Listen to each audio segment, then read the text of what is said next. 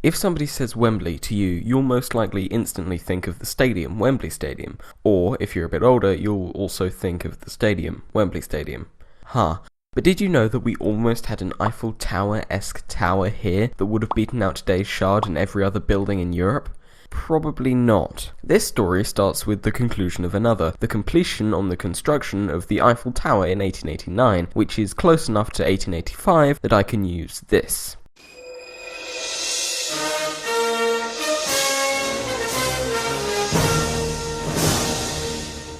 So cool. This fancy new iron tower, or at least what it represented, is quite important as it showed the things you could build with this new material, which was only just starting to come into its own. At roughly the same time, the Tower Bridge in London also showed the capabilities of a steel and iron structure. Don't be fooled, it is actually steel and iron. It may look like it was built in medieval times, but it's got a steel frame. Look at those beams. Crystal Palace nearby, the soon-to-be constructed Blackpool Brighton Towers, showed everyone what impressive structures you could build with iron, more specifically how tall you could build them. Now here comes this chap, Sir Edward Watkin, Knight, MP, guy in the title, and also chairman of what was to become the Metropolitan Line of the Tube, and arguably ahead of his time. He attempted to build a Channel Tunnel 113 years before the one we all know today. His turned out to be a massive flop, but that's not the point. He also built a rail link known as the Great Central Main Line that would act like a high-speed spine for the country, starting at the crossing into France.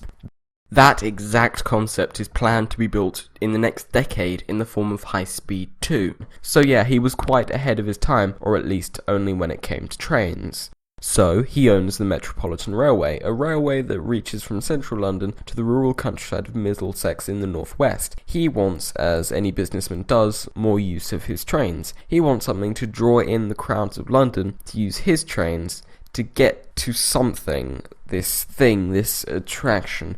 This great wonder, something current, something amazing, something tall. Aha! He happens upon the idea of building a park out in the country to attract visitors. A park that would most easily be accessible from his railway line. Clever. Its centrepiece would be a 358-metre tall tower made of iron and steel to attract people to make money for himself, and I think also to beat the French with their silly baguettes and silly boulevards and silly neon lighting and silly photography and filmmaking and silly cars and silly antibiotics. Wow. It's a good thing we don't have this nationalism nowadays.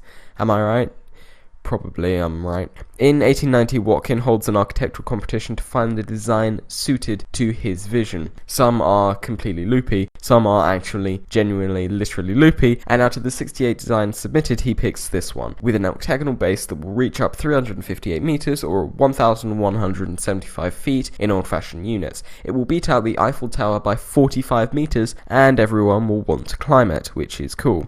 Construction of the foundations of this magnificent tower started in 1892 in the recently purchased Wembley Park. You may think from the name that Wembley is one of those massive green spaces like Hyde Park or Regent's Park or maybe even Central Park in the US. However, this name is more of a remnant of an old noble estate that had been there. Don't expect to find any massive green space there now. Apart from there, of course, but we're not talking about that. Back then, it was pretty rural, though, and it had actually been landscaped before when it was an estate, so it's perfect for becoming an idyllic amusement park. Watkin also added a stop to serve his new attraction in between Kingsbury and Neasden and Harrow, called appropriately Wembley Park. It's still there as a fully functioning station today. The amusement park was also to have cricket pitches, a lake, a waterfall, sports areas, gardens, you name it. But back to the tower. Because these things weren't exactly that cheap, especially one this big, and because the public didn't exactly want to pay for it before it existed, Sir Edward had to fund it with funds from his own company. As is British tradition, this is where things start to go wrong. As a result of the money problem, he scaled back his design from an octagonal tower to one with only 4 legs, that I swear I've seen before, but I can't quite recall where. Oh well, just gonna have to let that one slide.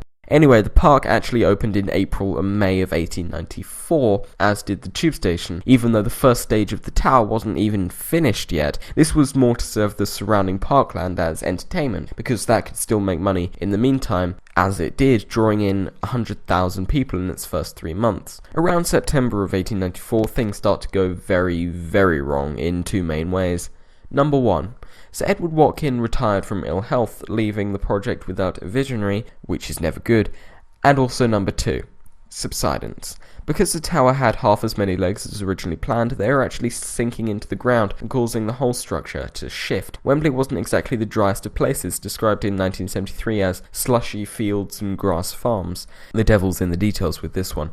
If you're wondering, things don't get really much better. The workers stop just after 1894. The company financing the build goes into liquidation in 1899, whatever that means, and Watkin dies in 1901, and the tower is never completed. By 1907, the frame had sunken further and was affectionately called by the locals as Watkin's Folly, the London Stump, or my favourite, the Massive Gazebo.